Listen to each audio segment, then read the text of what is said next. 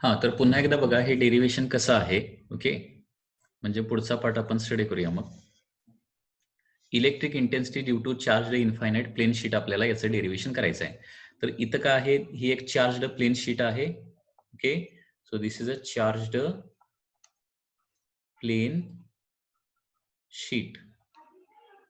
ठीक आहे, याची सरफेस चार्ज डेन्सिटी किती आहे, सिग्मा आहे. सिग्मा म्हणजे काय, Q by A. So Q is equal to काय येणार आहे, सिग्मा इंटू ए. आता गॉस थेरम अप्लाय करण्यासाठी काय करावं लागेल, आपल्याला एक गॉसियन सिलेंडर काढावं लागेल. तर हे गॉसियन सिलेंडर आपण इथं ड्रॉ केलेलं आहे. So this is a Gaussian cylinder. आता गॉसियन सिलेंडर काय होतंय, आरपार पास होतंय ना, शीट मधून आरपार पास होतंय. आणि याचा ऍक्सिस, गॉसियन सिलेंडर काढताना काय केलेलं आहे, ऍक्सिस जो आहे सिलेंडरचा ऍक्सिस, तो काय आहे, बरोबर शीटला परपेंडिक्युलर आहे. शीटला काय असणार आहे, परपेंडिक्युलर हा ऍक्सिस असणार आहे. ठीक आहे, तर गॉस थेरम सुरुवातीला, by Gauss theorem electric flux काय असतं, Gauss according to Gauss theorem electric flux is 1 by epsilon naught times charge inside that cylinder. आता सिलेंडरच्या आतमधला चार्ज म्हणजे एवढ्याच एरियावरचा चार्ज येणार आहे, हा जो एरिया इथं दाखवलेला आहे हा. ठीक आहे, आणि या एरियावर चार्ज किती असणार आहे, तर सिग्मा इंटू ए असणार. इथं चार्ज किती असणार आहे, Q is equal to sigma into A. म्हणजे सिलेंडरच्या आतमध्ये चार्ज किती झाला, sigma A. And therefore phi is equal to 1 by epsilon naught sigma A आपण लिहिलेला आहे. त्याचबरोबर आता इंटिग्रेशन करूया. ठीक आहे, electric flux is given by formula phi is equal to integration of E bar dot D S bar. Okay, so therefore it is equal to, आता हे इंटिग्रेशन जे आहे, स्पिअरला कसं असतं, एकच कंटिन्युअस सरफेस असतो, परंतु सिलेंडरला मात्र काय असतं, एक कंटिन्युअस सरफेस नाही, एक कर्ड सरफेस आणि एक प्लेन सरफेस आहे. Okay, so phi is equal to काय करणार आहे, integration of E bar dot D S bar over the curved surface एकदा घ्यावं लागेल. कर्ड म्हणजे हा कर्ड सरफेस जो सिलेंडरचा आहे तो, आणि plus integration of E bar dot D S bar काय करावं लागेल, ओव्हर द प्लेन सरफेस किंवा साइडचे plane surface, curved surface and side plane surface.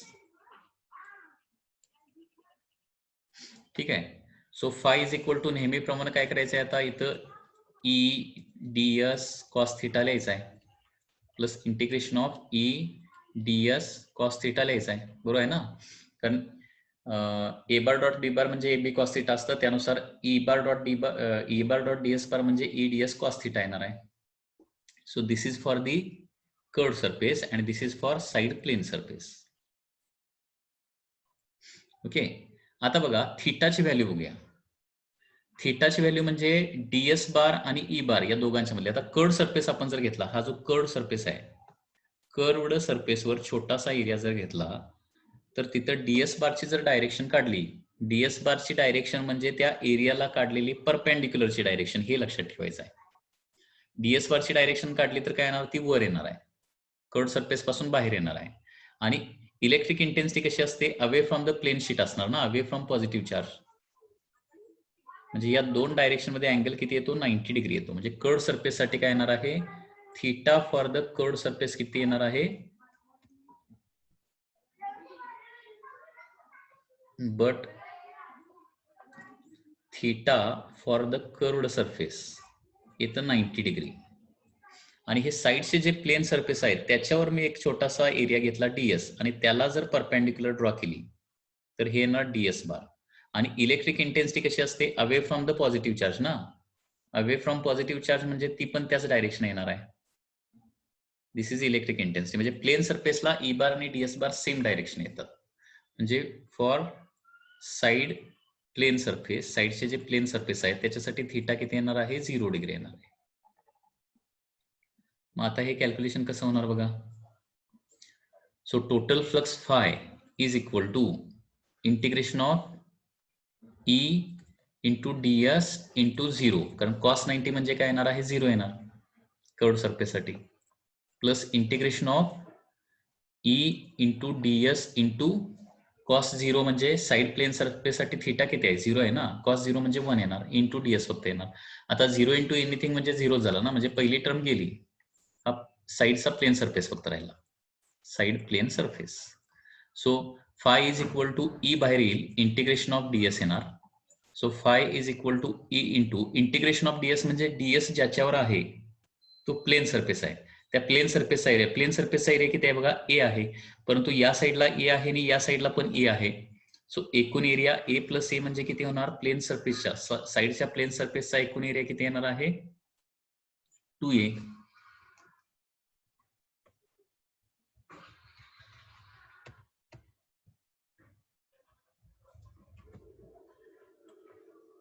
But integration of ds is equal to 2a येणार आहे.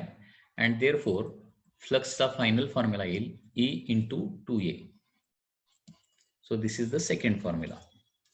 तर अशा प्रकारे आपल्याला फ्लक्सचे दोन फॉर्म्युले मिळालेत, एक म्हणजे गॉस थेरमनं आणि दुसरं इंटिग्रेशननं. सो फ्रॉम इक्वेशन 1 and 2 आता मी लिहू शकतो. फ्रॉम इक्वेशन 1 and 2 काय येणार आहे, E into 2a. E into 2a is equal to 1 by epsilon naught into sigma into a. आता दोन्ही साईडचं काय होईल, a and a get cancel आणि a कॅन्सल झाल्यानंतर E चा फायनल फॉर्म्युला काय येणार आपला इथं बघा. E चा फायनल फॉर्म्युला येणार आहे E is equal to sigma divided by 2 epsilon naught. So this is your final formula, sigma bye 2 epsilon naught. Sigma divided by epsilon naught आहेच, 2 इकडे येऊन डिवाइड होणार ना, सिग्मा bye 2 epsilon naught. Okay. So electric intensity due to charge sheet जे आहे ते या पद्धतीने येणार आहे, सिग्मा बाय 2 epsilon naught. लक्षात आलं का बघा डेरिवेशन. पुन्हा एकदा हे डेरिवेशन तुम्हाला शॉर्ट मध्ये मी सांगतो. इन शॉर्ट,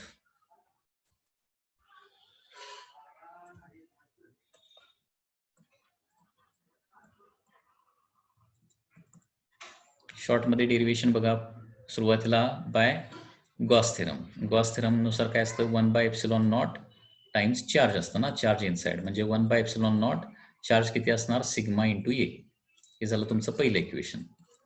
त्याच्यानंतर phi is equal to integration of E bar dot D S bar असं दोन वेळा करायचं आता, कारण का एक कंटिन्युअस सरफेस सिलेंडरला नसतो, दोन वेगळे वेगळे सरफेस आहेत, एक म्हणजे कर्व्ड सरफेस आणि दुसरा प्लेन सरफेस, साईडचा प्लेन सरफेस. हे integration of E bar dot D S bar असं दोन प्लेन सरफेस साठी घ्यावं लागेल.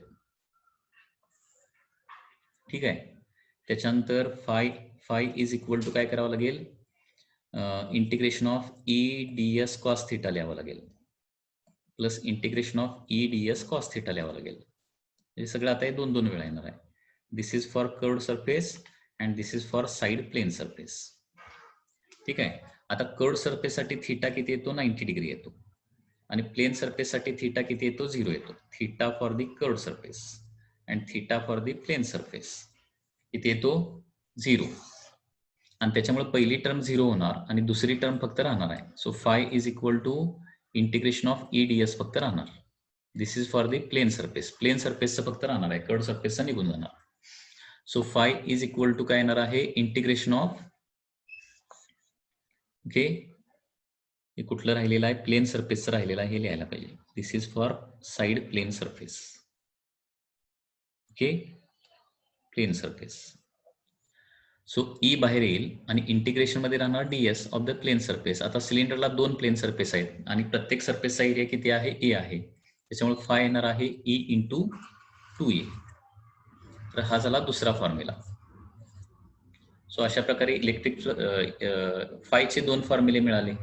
हा इथं पहिला फॉर्म्युला आहे, ओके, आणि हा दुसरा फॉर्म्युला आहे. त्याच्यामुळे E into 2a is equal to काय येणार आहे, 1 by epsilon naught sigma into A येणार. आता काय होणार, ए कॅन्सल होईल आणि इलेक्ट्रिक इंटेन्सिटीचा फॉर्म्युला येणार आहे sigma bye 2 epsilon naught.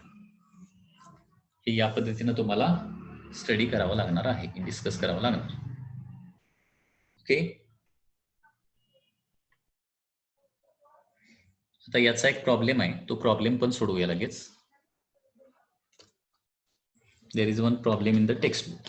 Problem काय दिलाय बघा, charge per unit area of a charge flat sheet. Charge per unit area दिलाय म्हणजे सिग्मा दिलाय. सिग्मा किती दिलाय, 3 मायक्रोकुलोम पर मीटर स्क्वेअर दिलाय. Calculate electric field intensity at a point just near the surface of the sheet. म्हणजे electric intensity near the sheet find out करायचं. Okay, तर आता काय हे शीटचा प्रॉब्लेम आला तर फक्त सिग्माच लागतं ना. E इज इक्वल टू काय असतं for charged sheet, for charged plane sheet, okay, electric intensity is given by formula sigma by epsilon naught, sigma by 2 epsilon naught, sorry. So सिग्माची व्हॅल्यू दिली आहे 3, मायक्रो आहे त्याच्यामुळे 10⁻⁻6 लिहावंच लागेल कारण ते मायक्रो कुलम आहे ना, मायक्रो म्हणजे 10⁻⁻6. 2 इप्सिलॉन नॉटची व्हॅल्यू आहे 8.85 इंटू 10⁻⁻12. ओके, तर हे कॅल्क्युलेशन आता करावं लागणार आहे.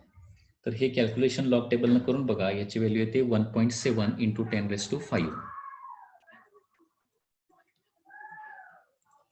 व्होल्ट पर मीटर.